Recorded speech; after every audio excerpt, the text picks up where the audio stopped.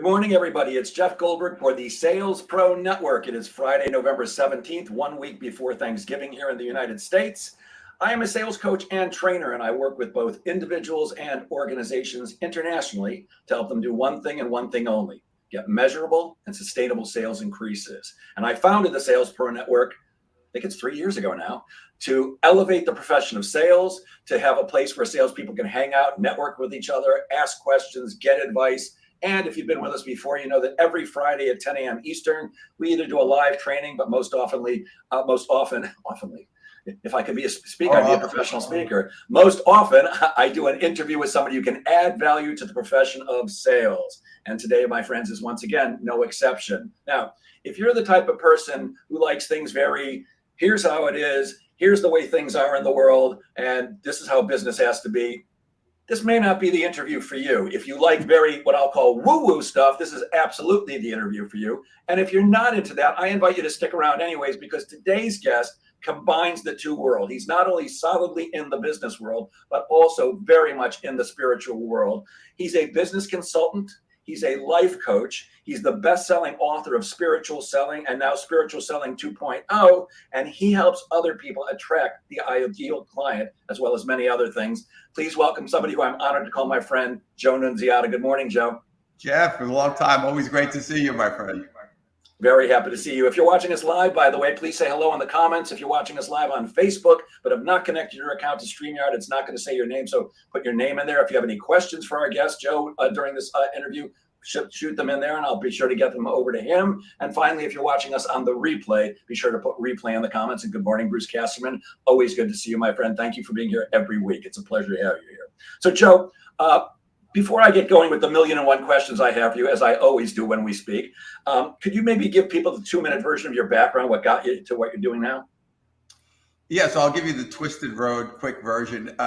Originally from Brooklyn, New York. You know, as we know, we're New York guys. We met there. I was in California for 11 years, and I just moved to Florida last year. So kind of moving around, getting a little different energy. But I started there, growing up there. My dad was a narcotics detective. He ended up passing on the job when I was 12. So that, of course, had a big impact. You know, when you lose somebody early, especially a father, it does have a lot of effect. I was the oldest boy. We had issues financially. I went to work right after high school. I started delivering beer. I was driving a beer truck and delivering Budweiser. Very entrepreneurial, though. Was always looking for the next thing. Ended up buying a soda delivery business, actually, which was also in Brooklyn. Turned out to be in a really dangerous neighborhood.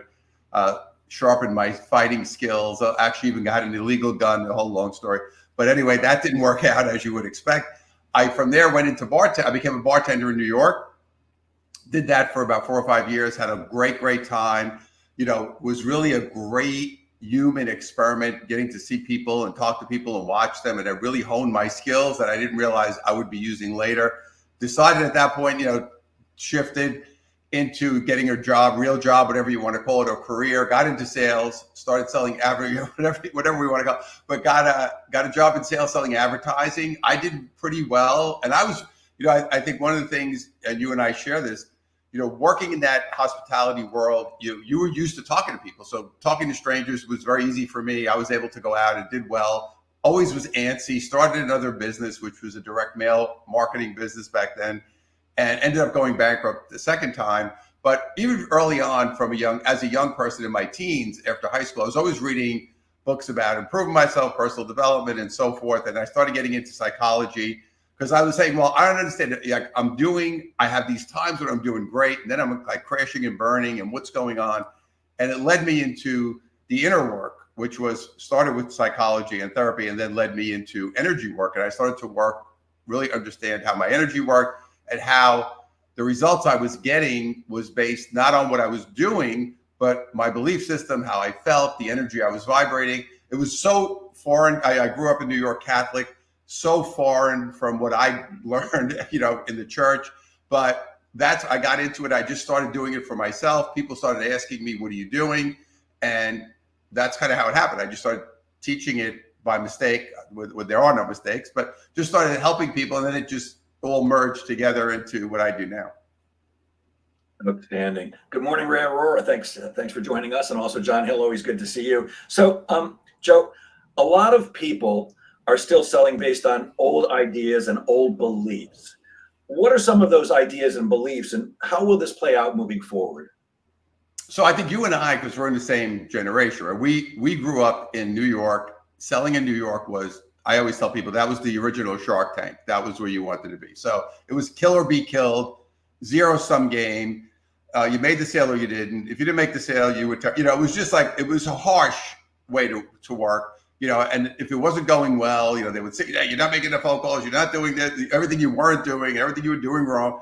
And that was kind of the way we did it. And it was a very difficult environment to survive in. If you survived it, you knew you had something. So that was the way we learned it. And I will say, and you do this too, because I still go into companies, a lot of companies are still doing this. It shocks me because I'm like, you're still doing this in this world that we're in today, because they're so stuck in the fear of doing something else and saying, oh, this is the way you have to do it. This is the way it works. It's all numbers. It's all metrics. Now, listen, I'm a data guy. I believe in analyzing numbers. It's all part of the game. But it's not the only part of the game.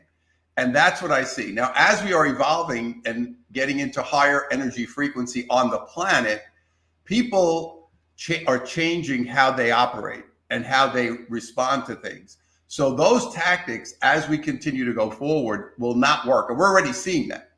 And it doesn't work anymore because people, first of all, have a lot of information. The first thing someone does if they want to work with Jeff Goldberg is they're going to Google Jeff Goldberg. And they want to find out who Jeff Goldberg is, what's going on, does he have bad reviews, what does he do? So if you have a clean, people say to me, wow, I Googled you, you're clean. I don't see anything bad about you. I said, well, that's intentional. That did not just happen by mistake. So now the importance of, as we go forward, we're moving from, what I always say is this, we're moving from it's all about me to it's all about us. That's the energy we're moving into. So instead of being in a zero-sum game, which is one winner, one loser, we're moving into what is now called a non-zero-sum game. And this is math theory. But basically a non-zero-sum game is both parties win. Both parties walk away feeling like this is good. This is what I want to do. It works for both of us. And that is where we're going as we go forward. We're still not there. There's still, I would say, a majority of companies, or a large amount, are still in the old vibration of energy, but we're going to a service world, and it's about learning how to build that where there's a reciprocity between both parties, and that's where we're going. Wow. So I'm listening to you speak, and the only thought in my head is, how do I get Joe Nunziata to address the Congress of the United States? Because they do not seem to be up. I mean, it's really, I want to really focus on sales and the relationship with spirituality. But you say, we're moving to this higher level and it's all about us. But there still seems to be a large portion, at least in America and maybe the world, that are really stuck in the absolute opposite. It's I kill you or I'm going to be killed. Right. Kind of like what you talked about in New York. It was kill or die. So, why is that? And is there anything that people like yourself can do and me to help make that shift? Because it's not working. Clearly, it's not working right now. Well, the first thing, you mentioned government. I use this example a lot when I go in to speak at a company. And I'll say, okay, let's say you're starting a company and the first thing you want to do is build a culture, which that should be the first thing you want to do. You want to build a winning culture. If I said to you, okay, Jeff, here's what we're going to do. We're going to have a red team, we're going to have a blue team, and we're going to keep fighting each other all the time to make any progress. You would say, well, that's the stupidest thing I ever heard in my life. This is the way our government works. Our government works with two opposing teams who have different agendas and have tremendous egos and are only interested in personal gain, right? That is what we have. So that is why the current structure that we have will not last. This is going down. Now, people can say, well, America, every empire, and this is an empire, has crashed because of that. The Romans crashed because of that. The Egyptians crashed because of the Persians. They all went down because of ego and desire to control. And that's what happened. So unfortunately, because humans, that's how we function in many cases. And we don't see, oh, okay, we need to work together because we're all one energy. But as long as we're in an egoic state, that is not happening. Now, obviously, this is something you and I are not part of this. Well, we are because we're part of the world, but energetically, that system is destined to fail. And this country is going to fail, and it needs to fail so it could be rebuilt in a different way. But that's really where we're going. This is getting into a little bit heady stuff, but we're going into a place where you could see so clearly that it doesn't work. I mean, I don't have to be a genius to look at this and say, this system, it's like if you had a business and you say, okay, we're trying to produce this product, and every time we try to make it, it comes out bad. You would say, it's like a recipe, right? You say, okay, I need to change it. And they're so dug in, these people, that they're not willing to look at the other side and say, okay, how do we do this together? And I don't think it was always that bad. I think it's evolved to this point now because this is where we are as people. But it's interesting, and I think that's going to be part of it. And eventually, like I said, energy seeks a level, and it's going to blow up.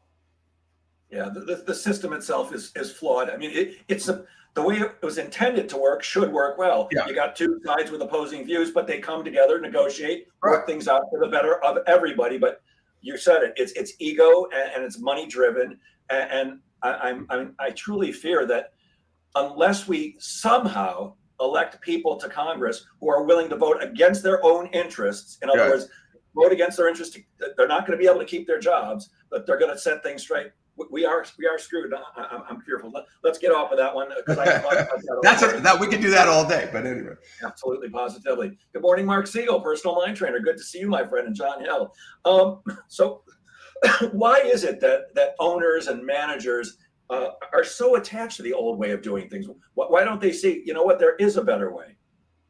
Basically, it's fear, which is the same thing we're talking about with government, right? It's fear of loss of control, and fear that what happens. And it's funny. I've had people call me at high-level executives who read my book. They said, Joe, I love this. I love your concept, but I'm afraid that if I put this in and it doesn't work, I'm going to lose my job. So there's a fear. We human beings have a tremendous fear of change. It's just built into us. And if you study history, every single invention that we have, people were terrified. Electricity, they thought everybody's going to die. Printing press, it was coffee. Every single invention that we have, people resisted. I remember when TV came out, and I was reading articles in old newspapers that people said, "Oh, this is a fad. Nobody's going to watch TV." We know the same thing happened with computers. I remember working in the 90s in a company. The guy who was the sales manager at that time was in his 50s, which now I consider very young. But back then I was a young kid, and he was so resistant to the technology because he was afraid of it, and he ended up losing his job. So there's a fear of trying. This is why I love adventurers and inventors, because those are the people that change the world. The people say, yeah, I'm willing to do it differently. I'm willing to try something new. And there's a lot of fear of loss. And if you're in a fear-based energy, it's never going to end up good, but it's very prevalent. So you say that, we're going through so many shifts of energy right now. What are the actual shifts, and how will that affect us in the business world? So what's happening is we just had a major shift this week. So what happened was on November 11th, we had what was called a portal, 1111 portal, which opens up and brings in very high vibration. Then on Monday, we had a new moon. So they kind of work together. What's happening is we keep shifting as more people are what I call waking up. The energy of the planet goes higher. So as the energy goes higher, people start to move into a different space and then start to shift their desires. So they start to see the big picture. They start to lose the ego. They start to realize we need to work together. So this is where we're going to start going. This is how this is affecting us. Now, again, it's affecting everybody differently. So it's almost like the same thing as we're talking about. We have a lot of people, and the way this is how you would know who's who. If somebody's really attached to the physical world, so they're attached to money, they're attached to their car, they're attached to their title. Now, again, I'm gonna qualify this. It doesn't mean you can't have that. You can have a car, a nice car. You can have a title, all good. Are you attached? So the attachment creates the fear, and also the attachment is tied to the ego. I love when I meet people and I say, "Hey, you doing?" And they say, "Oh, hi, I'm Bill. I'm the president of the company." So I'm like, "Okay." I didn't ask you that, but if that's what you feel like, you have to tell me right away. You're attached to that. So there are people who are very attached to the 3D world, which we call it the third dimension, the physical world. Those people are going to go down fighting because they're not giving it up. And then the other people who are going up are saying, okay, I'm not so attached to all this stuff anymore. I'm more altruistic. I'm looking at the big picture. I want to understand that we're here to help each other and create a better society. So this is the split that we're going to have the next few years. The divide is going to get bigger.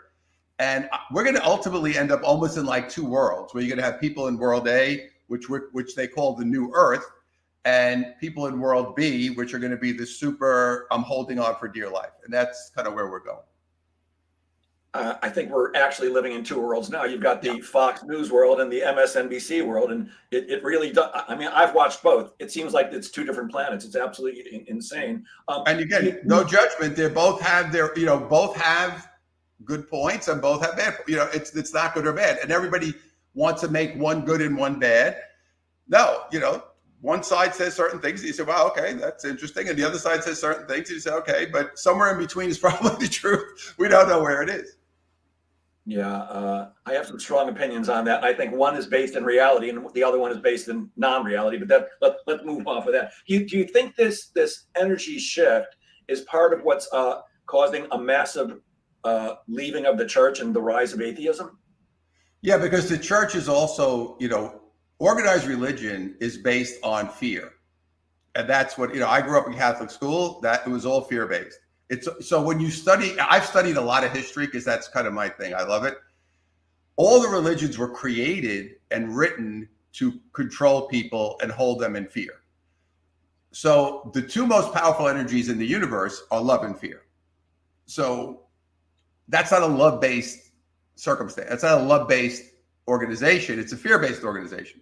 So as people are elevating, they're saying, I don't want to be in a fear-based organization. I want to be in a love-based. I want to be in the other side. So that's why, like tomorrow, I'm speaking at a holistic center over here. We have groups that come, and these are people who just say, this is not working for me anymore because it's not serving my higher self. It's all based on fear. And again, back then, when we were in school, everything was sins, and you did something wrong, and you're evil, and Jesus died for your sins, and all these things so you're a little kid. Think about this. You're 6, 7 years old, and you're sitting and a nun in a Darth Vader outfit is telling you that, Jesus died for your sins. And you're like, oh my God, I'm sorry. I didn't know what I did. I'm 6.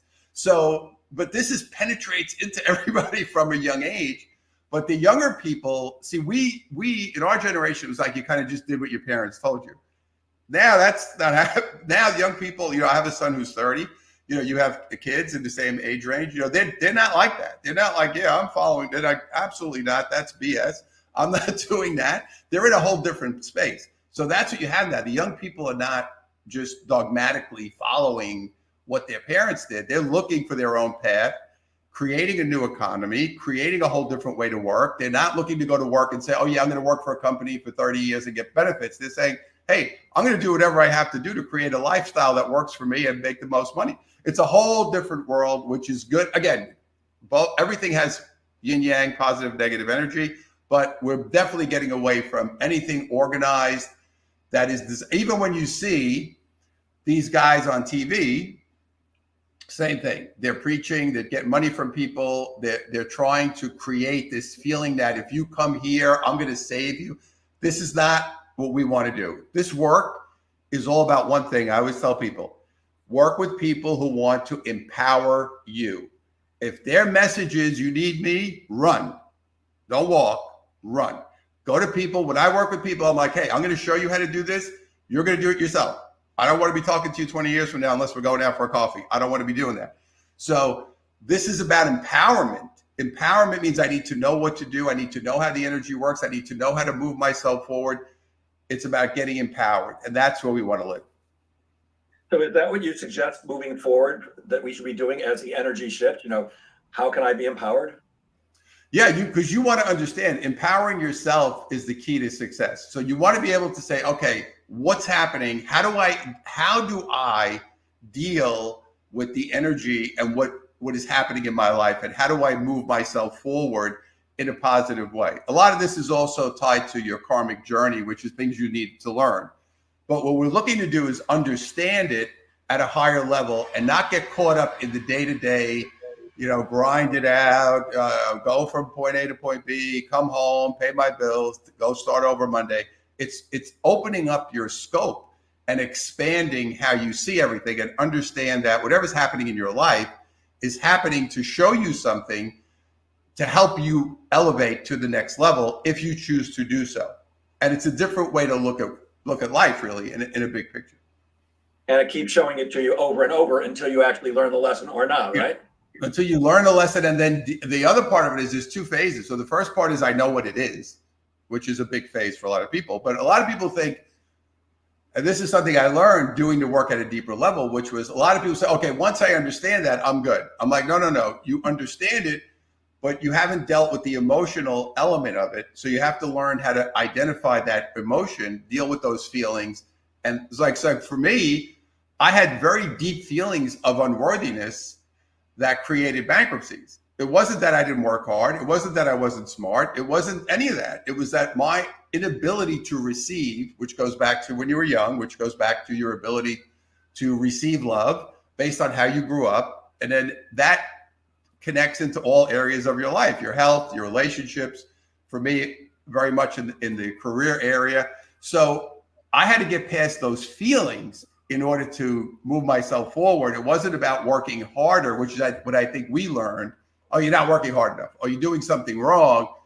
It really was internally, I was not aligned with the emotions and the feelings of receiving and being successful and feeling good about myself. So that was a much bigger hurdle than just saying, oh, I understand. I understand that I need to work harder, whatever people think. It's interesting that you mentioned bankruptcy. I've also declared bankruptcy twice. And if you read the Forbes 400 list, the majority, other than people who inherited their wealth, most of them have declared bankruptcy at some point in their life. I'm not sure what the relationship is there, but do you have any thoughts on that? Why is it that so many highly successful people at some point went bankrupt, sometimes more than once? Because when you go outside the lines, which is what those people have done, right? Basically, you have to look at, okay, so let's look at what happened. The world is structured for the rich people to control the population and suck the blood out of everybody else. So it's like, okay, here's what we want these people to do. We want them to go to school. We want them to get in debt. We want them to get a job. We want them to pay taxes. That's what we want them to do. That's the way the structure is built. So if you walk that line, your life will be easier because you'll be able to say, okay, and not that your life is going to be great. Basically what it is, to me, I call it modern day slavery. It's slavery. It's just, like I say, we're slaves with carpeting now. We're not slaves like in the Roman Empire, but we're still slaves. People are slaves to their debt. People are slaves to their job. People are slaves to taxes. So now when somebody says, I don't want to do this, I'm going to be Spartacus, one of my favorites, my favorite movie. And Spartacus says, F this, I'm out. I'm breaking out. Now, if I choose that path, that's going to be harder because I am going against the way the system was built. And that's why you have to learn how to now operate outside the box that has been built to keep you in. So that's why a lot of people don't make it, because they go outside the box, they try, and you need fortitude to get through the beginning, because you're gonna have problems. Nobody does it. Nobody I met who is successful, as you said, on their own. Not one person said, "Oh yeah, it was a whole breeze." Right? Did you meet anybody who said, "Oh, Jeff, yeah, I started and everything was just great"? Nobody said that. Everybody said, "Oh yeah, I went through this and I had no money and I lost everything and I came back." So think about how many people are willing to do that, and most people are not, which is why. Now, the younger people, I think, they're kind of out of that mindset more so. But that's really why, because it's so easy. Humans are going to always choose the path of least resistance. What's the path of least resistance? Go to school, get a job, work in a company, get benefits, get a gold watch after somebody. This is easy. It's easy to do that. I see my friends who have done it. And again, eventually a lot of them lost their jobs because of what happened. But it's easier than saying, I'm going to blaze a trail and I'm going to get in the arena and I'm going to be willing to die, so to speak, and meaning I'm going to fail, and I'm going to accept that I'm going to go through failure. That's why I love inventors, because inventors are going to go do a million versions until like Edison, when he said he did 1,000 light bulbs until he got the right one. And the guy said, "Oh, you failed 1,000 times." And Edison said, "No, I know 1,000 ways not to make a light bulb." So that was like, but that's the mentality of that person, right? I'm going to get it right, but I'm willing to go through what has to happen. And I think most people truthfully are not. Yeah, I think it was actually 10,000. Whatever it was. I know. I learned 9,999 ways to not invent a light bulb. And it's interesting if you actually study it, and I'm sure you have, but our education system, and certainly our primary education system, is not designed to teach creativity. It's designed to create workers. Yeah. It's again, the whole structure, including religion, is all drone based. I want to create drones and plug them into the system. It's like the Matrix. If you saw the Matrix, that's what this is. We're sucking the blood out of your body to use that energy to run the Matrix. That's exactly what it is. So what are some of the daily practices that we can incorporate into our lives that will actually help us get aligned with this higher energy and allow us to, I don't want to say take advantage, but prosper from it? So the first thing we need is, I always say, unplug. We're too plugged. So yesterday, just to give you an example, I go to the gym and I'm walking into the gym. I actually put it on Facebook because it was so funny. But I'm walking into the gym, and when the gym I go to, on the left-hand side, there's a big glass window where there's a pool and a whirlpool.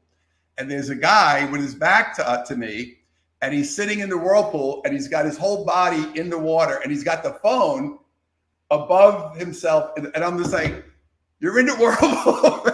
This is like this is supposed to be the most relaxing part of your day, right? I'm sitting in a whirlpool. Why am I looking at my phone? So people have to get quiet, which they don't do. So first thing I do every morning, I get up and I meditate. So I think people don't think of meditation as a whole ordeal.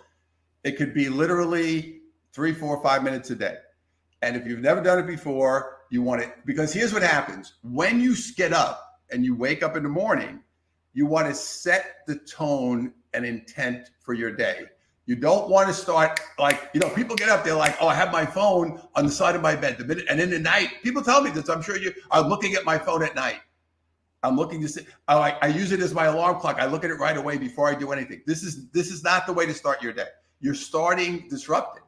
You're already in a disrupted energy. So the first thing you want to do is get up. You want to find a spot in your house, wherever you live, that's going to be your meditation spot. The reason you do that is your higher self knows, oh, this is my zone. I have like 2 spots in my house that I do. And the minute you sit down, it's almost like your unconscious says, oh, this is my spot to be quiet. So you want to sit up. You cannot lay down. You don't want to be in a bed. You want to sit up. You could lean against the bed or lean against a chair, whatever it is. Sit up straight. You cross your legs if you can. And then in the beginning, if this is new to you, you just want to sit quietly and breathe.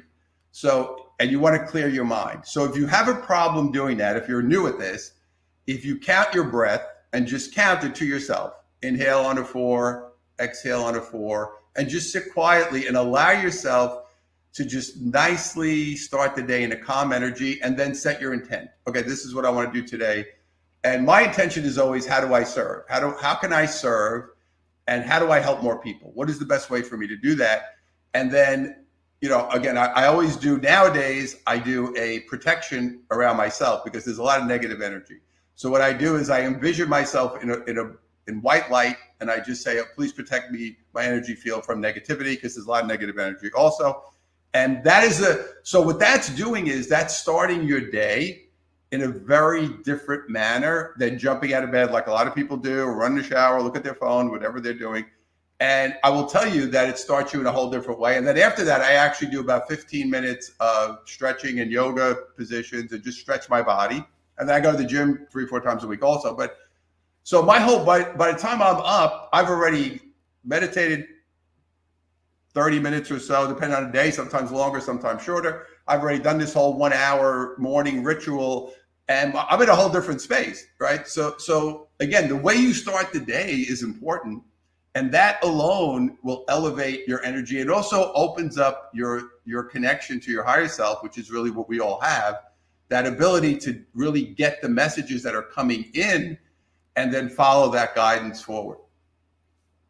Love that, and I could not agree more. Of course, I have a ritual that I do every morning as I'm walking the dog, and I'm speaking to myself out loud and setting up my day for success and positivity. I'm with you 1,000,000%. By the way, John Hill agrees with you. He says Joe should run for president of the United States because he has common sense and understands the problems. John Hill, good to see you. It's been a while. You know, John, what a character. Yeah, I know John, sure. And Dr. Rich Atkins says, I fully agree that providing a development service for others is to empower them. I say the goal is for you to get to a point where you don't need me, not an addictive subscription style. So, Joe, tell us about your new book. Is Spiritual Selling 2.0 the same original book with a couple of edits, or is this completely new? Tell us about that. No, so what happened was Spiritual Selling came out in 2007. Which back then everybody thought I had lost my mind. I was in New York, and people said, "What the hell?" Because I was just like a sales trainer guy, like, you know. And people said, "What do you?" Like, that's kind of. I came out of the closet. Actually, I had come out of the closet in 2005 at one of Ellen's events when I did. She asked me to. I was working with Ellen Volpe, who I know a lot of us know, and then she asked me to do a presentation, and she all of a sudden filled up a room with 200 people, and I decided, and I'm out here talking about all these energies work, and that was kind of the beginning. But so that I ended up getting a deal for Spiritual Selling, came out in 2007. About 2 years ago, they said to me, we're going to give the rights back because the book had been older. So I said, this is a good opportunity for me to take the book in. I actually took the book. I added 4 new chapters. I did some edits to the interior, just kind of refreshed the book and added, like I said, some new material to the book, like four different chapters, and then republished it again as Spiritual Selling 2.0. So the basic fundamentals are there. I just added some things and made a few edits, and that's it. And what's the purpose of spiritual selling? The philosophy. I mean, you used to do what I do: train salespeople on the skills of selling. Here's how you open a meeting. Here's how you establish rapport and things like that. But your spiritual selling is way more. Well, what we want to do is let people understand. One of the things I added to the book this time, I call it E squared. And E squared is energy and expertise. So it's understanding the marriage of those two things. And so if you want to be successful, obviously there's certain things you're going to do in this physical world. Like, you have to know what you're talking about. You have to be able to present. You have to be able to, do the work, right? You have to be able to do that. You have to be knowledgeable. You have to be able to answer questions. This is all the expertise that we want to have to do anything, like what I do now, same thing, or what you do, same. The energy side is what was always missing. So the energy is understanding, how do you feel? Where is your energy at? Do you feel confident? What's going on energetically inside of you? And when you marry those two together, now you've got the superstar, because that person has got not only the expertise, but they also have the vibrational energetic alignment to be at a super high level of going out there with the idea of, I'm going out here to serve. See, different. I'm not going out here to sell. I'm going out here to serve. Very different. So when I walk into somebody, and you and I have been there, because we're, the worst person to sell is us, because we know what you're doing, right? You and I walk into a place, a salesperson comes up to me. I'm like, I know what you're doing before you do it. I've been there too many years. So I know if you're there to help me or if you're there to sell me. Now, even if you don't know that, on a higher unconscious level, you vibe that out, right? You get the vibe. Like, I know if somebody's like legit or if they're just looking to take my money. So the first is, my intent is service. How do I help you? And then how do we create a deal that works for both of us, where we have an even exchange of energy? Now, one of the things with salespeople and many business owners and entrepreneurs, they give a lot and don't receive. That's an imbalance. We don't want that. I have to be comfortable with receiving and understand that that's part of the game. So I'm giving something, I want to receive something back to maintain a balance, and that's it. But my intent is, I'm going to help you, I'm going to serve you, I'm going to do everything I can to make your life better. And as a result, I am going to receive whatever compensation I am going to receive for that. So that's different than saying, I'm going out there to make a sale so I can make my quota, so I can make my bonus. Not to say you don't want to do those things, but you want it to almost be organic as opposed to being forced. And that's probably the biggest difference.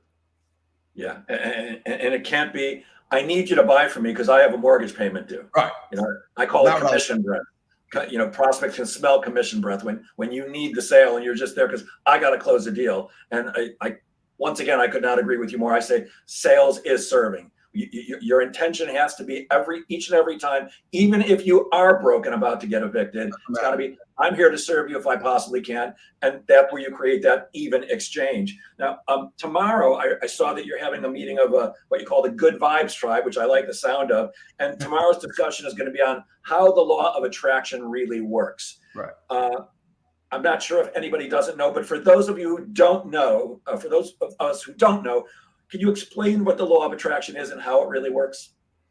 So there, in the world that we live in, we have what we call natural laws, meaning these laws affect everybody the same way. So one of those laws would be gravity, right? We all have gravity. I can't get up today and say, you know, I'm not interested in gravity today. I'm not, because it's there. I can't avoid it. So law of attraction is basically the same thing. So the way law of attraction works basically is everything in the world is energy. You have to see everything as energy. So that means you, me, this microphone in front of me, my shirt, everything, that moon picture behind me, all these things, everything is energy. So even an object is energy. It's just vibrating at a lower frequency. And if you had a super microscope and you looked at a rock, for example, you would see energy particles. So everything is energetic. In our level, because we're higher vibration than, of course, a rock, we are vibrating energy all day.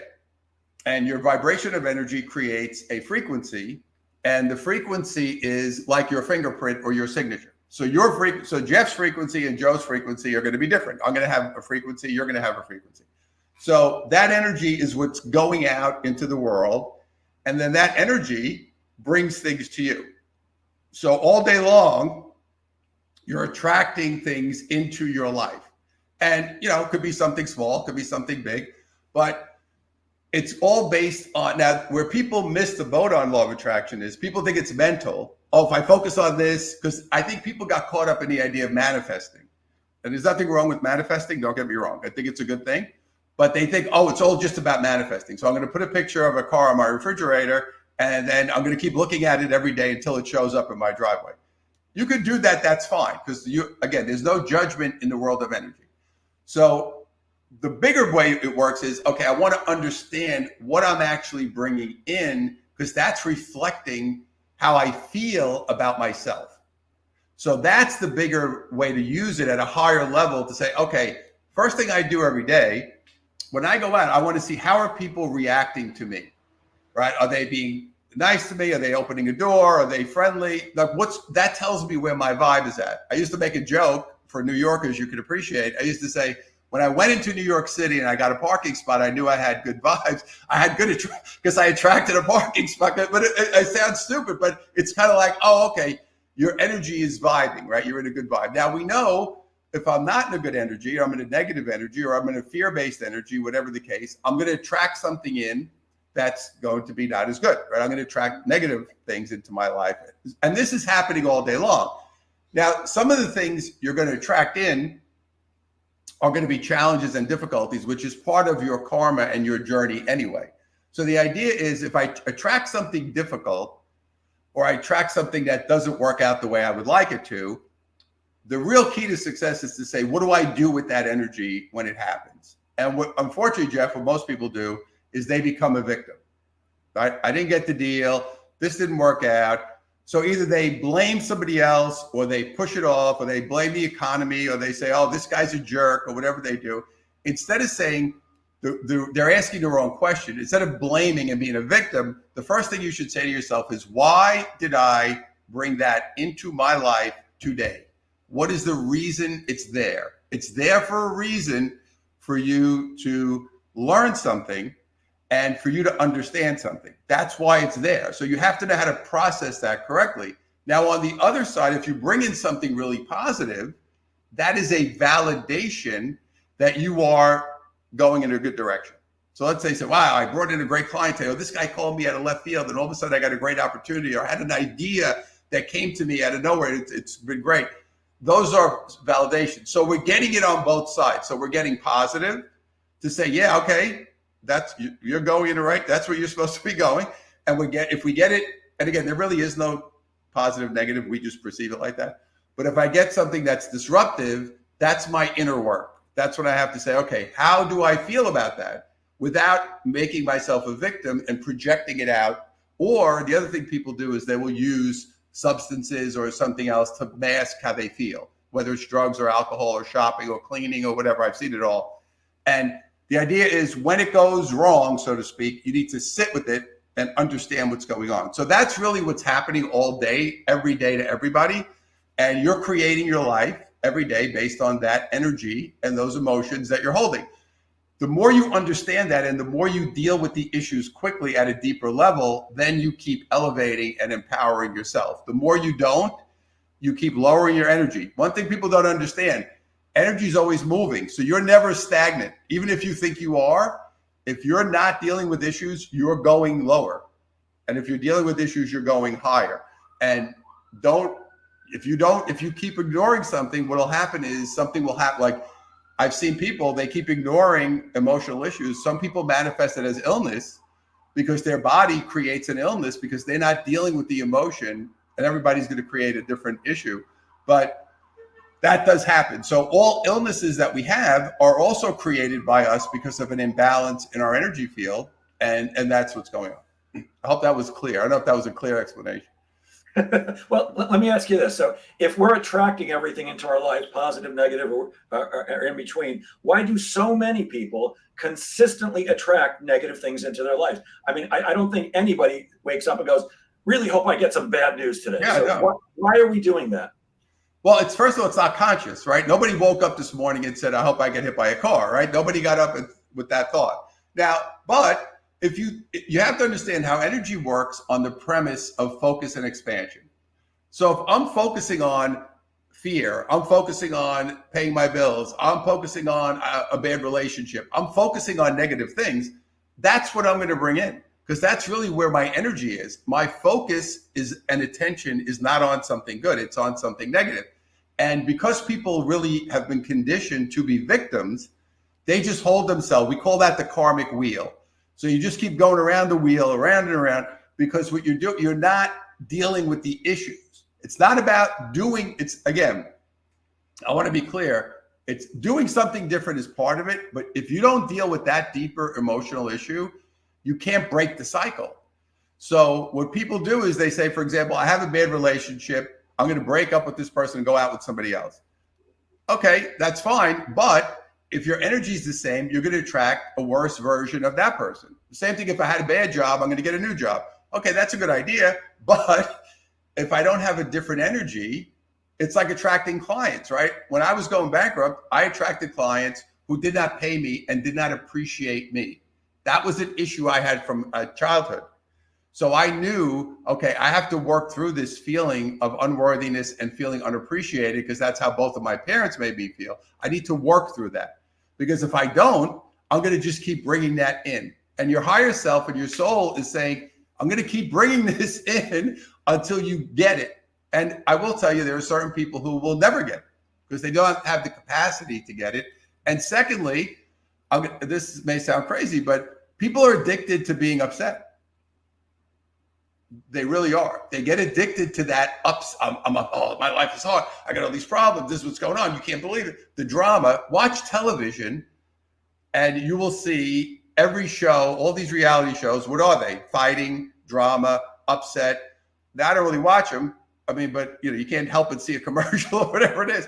But that's what people are. A lot of people are addicted to that, which is why the bottom line is I can't watch those shows. They're so upsetting to me. But most people, millions of people are watching those shows and making those people celebrities because they relate and they want to be upset. And again, I don't judge it, but that's why they're stuck. Yeah, I also don't watch those. I have zero interest in the Real Housewives of anywhere. I live in reality. I don't have to be watching reality on TV. Which is not really reality, but whatever they want to Yeah, call it. exactly right. And what you said about, I'll get a different girlfriend, I'll move to a different place. It so rings true. Years and years ago, when I was managing sales teams for Encyclopedia Britannica, one of my guys came to me who was kind of struggling, and he said, "You know what? I'm going to resign. I'm not making it here." I said, "Okay, what are you going to do?" He goes, "Well, I'm going to move to Florida. Girls are friendlier there, and jobs are better, and I'm going to do that." And in a very nice way, I might have actually used these words. I said, "Look, man, you do whatever is right for you. But when you move to Florida, guess what's still going to be there? You. And if you don't change you, it doesn't matter where you are." And about a year later, I was driving through the Midtown Tunnel, and I looked at the car in the next lane, and it was a taxi. Who was driving it? Him. Yeah. You can't escape yourself. Now, the other part of that is sometimes you do get a vibe to move somewhere, which happened to me when I moved to California. And it was a good move. It was something that I needed to do for my soul. So again, it's not, but it wasn't escaping. It was just like saying, okay, you know what? I'm feeling like, this is a change I want to make for a positive. I wasn't doing it because I was trying to escape something. But so that's also something of sometimes, because we all of us in our energy field, we will do better in different places based on how our vibration is. So, and then we decided last year, we said, you know what, this California has changed. We've been here 11 years. After COVID, it got really bad and shutdowns and all that. So we said, we want to get out, and we ended up moving here to Florida. And I will tell you that what is very interesting, because people ask me, they're like, what's the difference? I said, well, California, the people are more, I don't want to be judgmental, but they're a little more shallow, and they're kind of disconnected. They're almost like, they don't call it La La Land for no reason. And you could see the difference on the East Coast, and we're East Coasters. And here, of course, you have a lot of Northeast people as well. There's a different level of friendliness in this area versus that side. So it's a different energy. It's a different vibe. It's not to say better or worse, which is different. And I did notice it right away when we came. And I said, wow, you walk in and somebody just like the people are talking and they're more open. And over there it was kind of more like, I'm just doing my own thing. And everybody just got very disconnected. It was a different kind of feeling. But again, you want to go with that feeling if it's something positive, not just to run away. Got it. There's nothing wrong with moving or getting a new girlfriend or a new job or anything. But if you're doing it to escape what you're stuck in and think that something else is going to make your life that much better, probably not, unless you change the inner thought. You recently, I saw, started a new offering, which I hadn't seen before from you, business breakthrough consulting sessions. I think most of us in sales are looking for breakthroughs in terms of our higher levels of success and certainly financially. So what are these consulting sessions about? How do they work? Well, I for a long time, I actually was busy working on a lot of corporate projects, and I was not really working a lot with, clients as much. So when I moved, I kind of finished a bunch of stuff, and I said, no, I'm going to get back to like getting in the trenches and working with these people. So what I did is I wanted to offer a session just to have a conversation with somebody first and to see if, what's going on with them and if I could help them. So basically the business breakthrough session is about understanding where you are, where you want to go, and what you feel is in between you and where you're going. And is there something, and it could be, and again, it's a combination when I work with people of strategy, and also it's going to also be their energy. And it was funny, I had a guy that I worked with recently who was a real estate, he's a mortgage guy. And, his processes were lacking, no question. And we did work on that. But the one thing he said to me when we were done, and by the way, now it's been about a year and a half ago, he said, my business is about 10 times expanded since we worked together. And he said, although all the processes were great and it really helped, he said, you helped me become and appreciate and be confident in myself and my ability. And I never was. So that's why I say all those processes and all that important. But he said, without that, he said, I never saw myself as the expert that I really was after 30 years in the mortgage industry. I always thought I was just like, okay. And that was his breakthrough. His breakthrough was not, I can teach anybody the process, but you've got to get the energy of the confidence. So that to me is like my greatest story. I'm like, okay, this guy's life has just gotten so, and he said, I just feel so much better and I'm dressing different and all these, and it's like, he started dating a different girl and he had been divorced. He said, it's just like a whole different vibe. So that's really what it's about. It's about getting people to break through, not only in, okay, you do maybe need some technical help, but it's going to be a lot of energy work as well. Yeah. When I do sales coaching, and I work with a lot of clients on that, I always tell them, look, about 50%, maybe Yeah, 60% of what you and I do is going to be technique. Here's yeah, what you say, here's what you do, here's the process. The other 40 to 50% is we're working on your mind, because yeah. sales is a mental game. And I worked with an incredibly special coach about a year and a half, 2 years ago.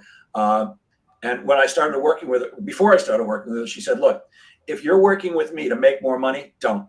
Yeah. Don't. I'm not here to help you make more money. I'm here to help you be the best possible version of yourself. Right. But I'll tell you this: everybody who works with me ends up making more money. God damn it, she was not lying.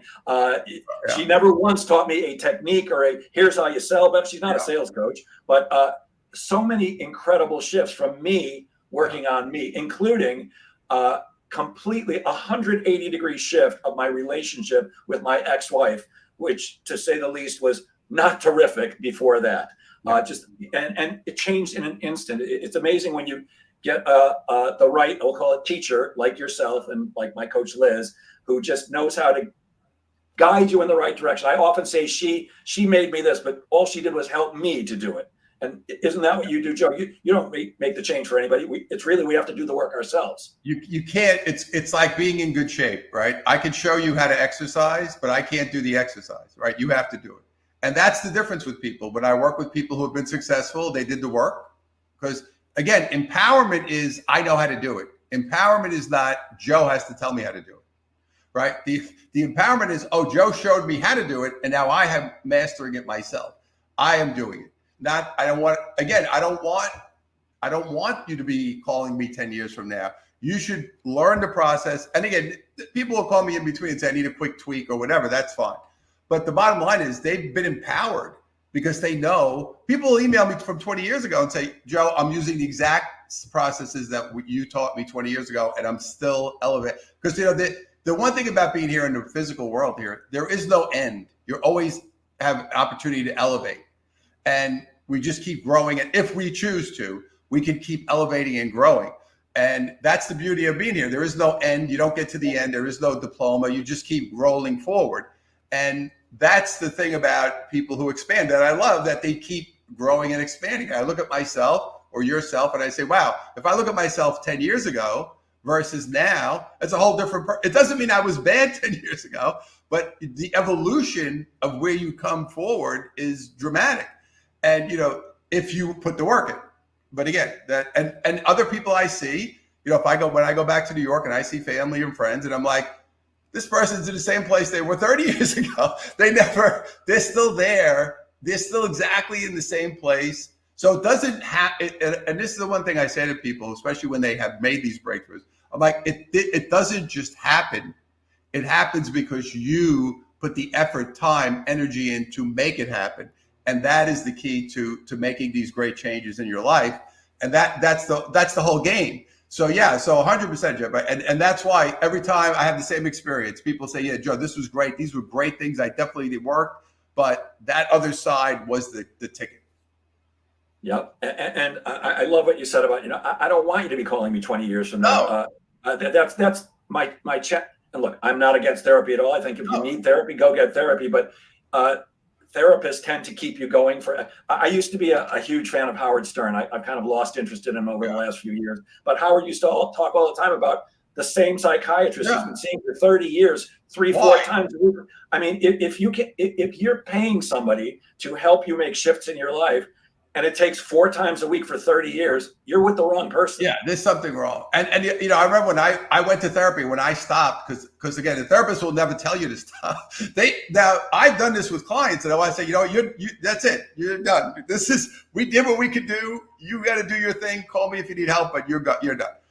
When I said I'm finished, I went to the guy and said, listen, okay, I realized after a while, I'm like, okay, the last month or two, this is not going anywhere. I'm done. And I was already getting into all the energy and metaphysical work. And he was highly, you can't stop now. You're just getting through these times. I was like, no, I said, no, we're not going anywhere. So again, I go back to the same thing. Are you looking for me for my checks, or are you looking to empower me? Because my goal is this: when I empower somebody, what happens? I create a positive, powerful chain of energy where that person is now empowering others. That's how the world gets better. And the world, the fear-based world we're in is about, I'm going to hold all the chips, which is why they don't teach people financial education. They don't teach people, no, I want to hold all the chips and I'm going to dole out one here and there to you. The only way we change the world is everybody's empowered. That's what we want to be. So the idea to me is to say, hey, if I keep helping people get empowered, they're going to help more people get empowered. That's the shift of energy that we're looking for at a much larger scale. So that's kind of what we want to do. And again, I think the therapists that's terrible that they do not. And again, I'm with you. I think therapy is great, but they're supposed to be the ones, they're the pros, right? It's like if I go to a doctor, I don't want you to tell me take something that I don't need so you could write me a prescription. That's another whole conversation. I don't trust the doctors at all because I think they're all motivated by giving me shots and making more money. They're not maybe going to say to me what's best for me. You got to be your own advocate and you have to be smart in this world today because there's a lot of these things going on that are not in your best interest. Use your judgment and your higher intuition to say, I want to get around these people. These people are really, truly here to help. Yeah, I find it truly stunning and incredibly hard to believe that after all this time and money and genius that we haven't found a cure for cancer or diabetes. Oh, we haven't. Well, we probably have, except there's way more money in treating it. We have it, but I'll give you a perfect example. This whole thing with the hydroxychloroquine and taking tonic water was very effective with COVID.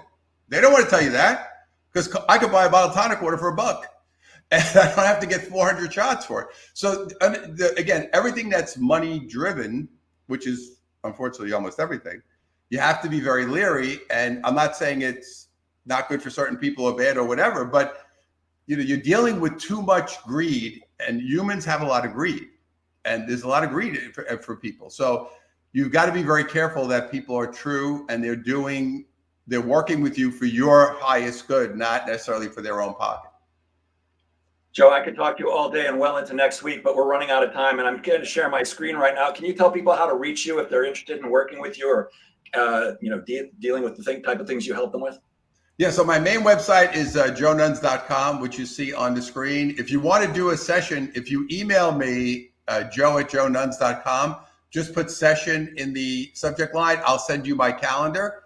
I have limited numbers, so I'll send it to you. We can book it. It's about 30 minutes or so. We'll go over that. We'll see if I can help you out in any way. And I also have a free Spiritual Selling 2.0 webinar. You get instant access to that. It's at highenergyselling.com.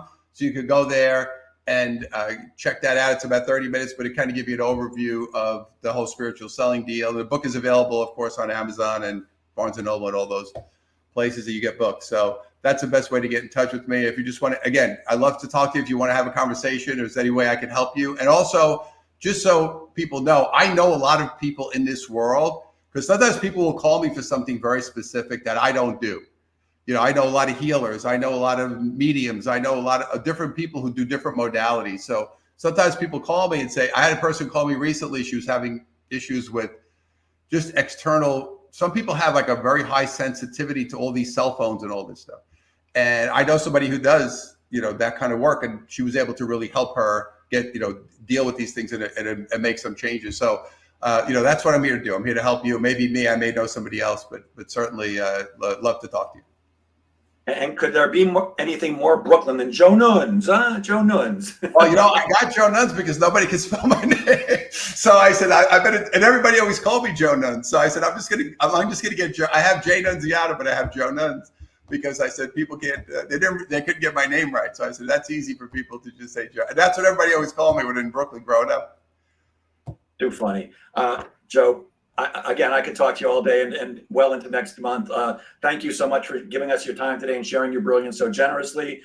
For those of you who enjoy conversations like this, we're actually booked up through June right now to have great guests like Joe on. But I met somebody about a week and a half ago, and I was so impressed with what he's doing, and it's kind of related to what Joe does, that we're having a special session on Monday at 2 p.m. Eastern. His name is Dr. Phil Agrios, and he helps you with self-sabotage.